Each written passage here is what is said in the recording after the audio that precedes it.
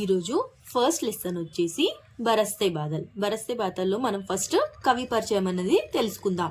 అంతకన్నా ముందు మన హిందీ సబ్జెక్ట్లో కవి పరిచయాలు అనేది చాలా ఇంపార్టెంట్. అన్ని పాఠాలలోని కవి పరిచయాలు కూడా తెలుసుకుందాం. ఫస్ట్ మన పార్ట్ బరస్తే బాదల్. బాదల్ అంటే ఏంది? మేఘాలు. మేఘాలు బరస్తే అని అంటే మేఘాలు ఏ విధంగా గర్జిస్తాయో ఈ పాఠంలో మనం తెలుసుకుందాం. ఈ పాఠం యొక్క పేరు ఏ విధంగా ఉంది? కవిత. ఈ पाठ कैसा है? बरसते बादल पाठ कैसा पाठ है? कविता पाठ है. ये कविता के कवि कौन है? సుమిత్రానందన్ పంత్. సుమిత్రానందన్ పంత్ అనేది చాలా ఫేమస్ కవి. ఇతన్ని ఏమేమని పిలుస్తారు అని అంటే సుమిత్రానందన్ పంత్ को प्रकृति के बेजोड़ कवि మాన్తే హే और इन्हें సుకుమార్ కవి भी कहते हैं. ఎందుకంటే ఈ కవి సుమిత్రానందన్ పంత్ అనేది ప్రకృతి అని అంటే చాలా ఇష్టము. అందుకే ఇతన్ని प्रकृति के बेजोड़ कवि और सुकुमार कवि भी कहते हैं. सुमित्रानंदन पंत का जन्म कब हुआ? 1900 में अल्मोड़ा नामक गांव में हुआ है. इनका जन्म कब हुआ है? 1900 में हुआ है. 1900 में इनका जन्म हुआ है और उनका निदान यानी मृत्यु डेथ ఎప్పుడైంది? 1977 में हुआ है. చూడండి, మనం తెలుసుకోవడానికి ఎంత ఈజీగా ఉంది. 1977 ఈజీగా తెలుసుకోవడం అనేది జరుగుతుంది. ఎవ్రీ టైం మీరు ఫస్ట్ గుర్తుంచుకోవడం ఏంది అని అంటే కవి యొక్క పేరేంది, అతను ఎప్పుడు జన్మించాడు, అతను ఎప్పుడు చనిపోయాడు, డెత్, ఇంకా అతని యొక్క రచనాయే. హిందీలో మనం రచనల్ని రచనాయే అంటాము. అవి ఏందేందో చూద్దాం. వీణా, గ్రంథి, पल्लव, गुंजन, युगांत, ग्राम्य, स्वर्ण किरण, काला और बूढ़ा चांद.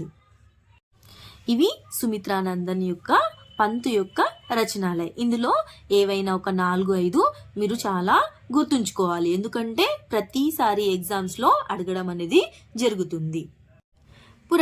పురస్కార్ అంటే ఏంది? అవార్డ్స్. సుమిత్రానందన్ పంత్కి ఏమేమి అవార్డ్స్ వచ్చినాయో ఇప్పుడు తెలుసుకుందాం. पंत की साहित्य अकादमी पुरस्कार, सेवियत रूस पुरस्कार, ज्ञानपीठ पुरस्कार प्राप्त हुए हैं. इन्हें 3 पुरस्कारों से सम्मानित किया गया है. इसमें मेन पुरस्कार क्या है?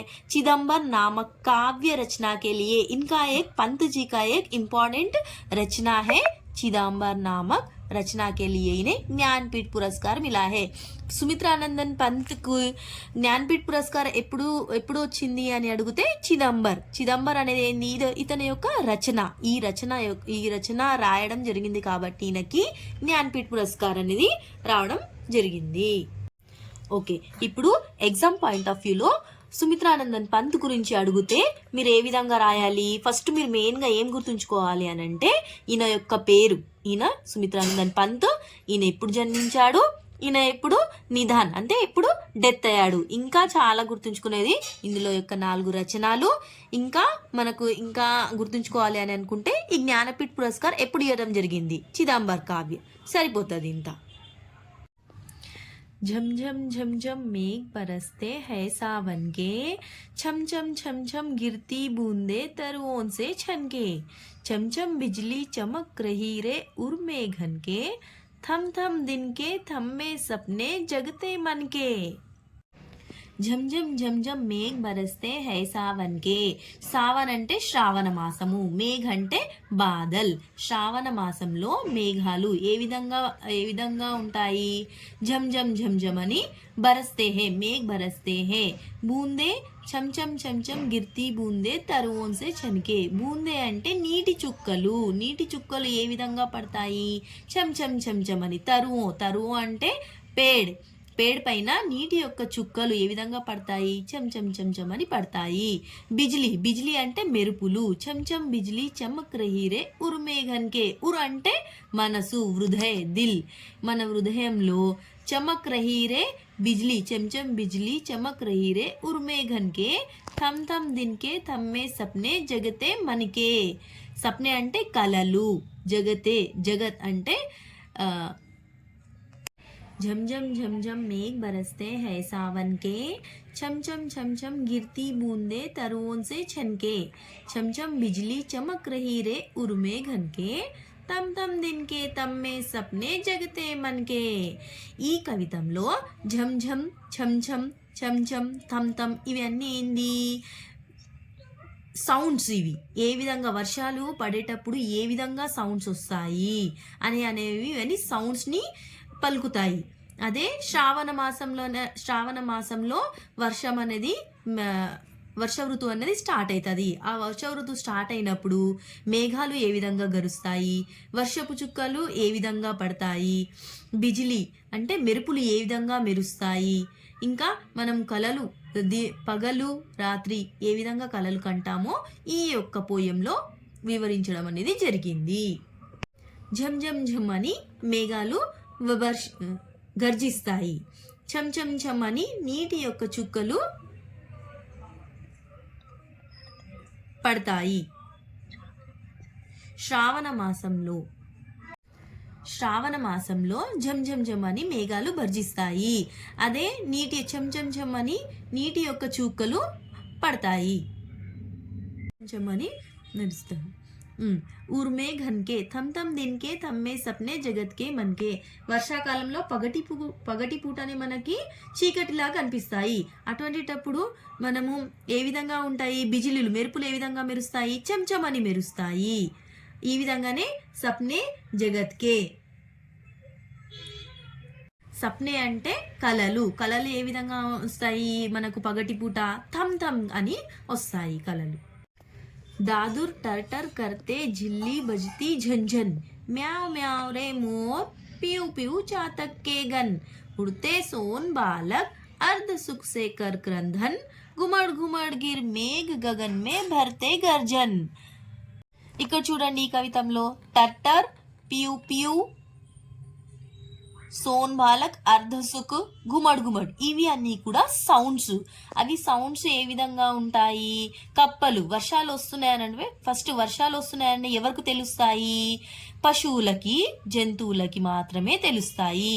ఇప్పుడు వర్షాకాలంలో వర్షాకాలం వస్తుందంటే కప్పలకి తెలిసిపోతుంది వర్షం వస్తుందని. అవి ఎక్కడ దాక్కున్నా కూడా బయటికి వచ్చి ఏ విధంగా చప్పుడు చేస్తాయి, టర్ టర్ టర్ అని చప్పుడు చేస్తాయి.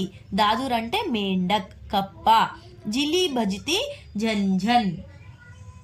జిలి అంటే కీచురాళ్ళు ఏ విధంగా చప్పుడు చేస్తాయి, ఝంఝన్ అనుకుంటూ చప్పుడు చేస్తాయి. మోర్ అంటే పికాక్ ఏ విధంగా సౌండ్ చేస్తాయి, మ్యావ్ మ్యావ్ అనుకుంటూ సౌండ్ చేస్తాయి. చాతక్ కెగన్, చాతక్ అనేది ఇవి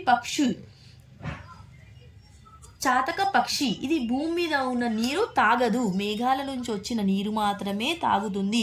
అందుకే ఈ చాతక పక్షి అనేది మేఘాల నుంచి వర్షాలు ఎప్పుడు పడతాయో అని వెయిట్ చేస్తూ ఉంటుంది. ఆమె ప్రాణం పోయినా సరే భూమి మీద ఉన్న నీరు అనేది తాగదు. ఉడితే సోన్ బాలక్ అర్ధ సుఖ్సే కర్క్రంధన్. సోన్ బాలక్ అనేది నీటి జల పక్షులు. అవి ఏ విధంగా ఉంటాయి, అర్ధే సుఖ్సే కర్క్రంధన్, ఏడవడం అనేది నిజమైన ఏడపడం కాదు, వాళ్ళు సుఖంగా అంటే సంతోషమైన జలపాతాలు.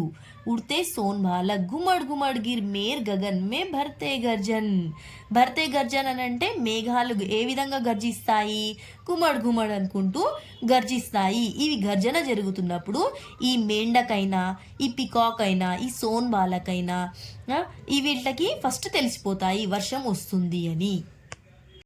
रिमझिम क्या कुछ कहते बूंदों के स्वर, रोम सिहर उड़ते छूते वे भीतर अंतर, धाराओं पर धाराएं झरती धरती पर, रज के कन कन में त्रुन त्रुन को पुलक वली भर. रिमझिम क्या कुछ कहते बूंदों के स्वर. रिमझिम అన్నది ఇక్కడ కూడా ఈ సౌండ్. రోమ్ సిహర్ ఉడితే చూతేవే భీతర్ అంతర్.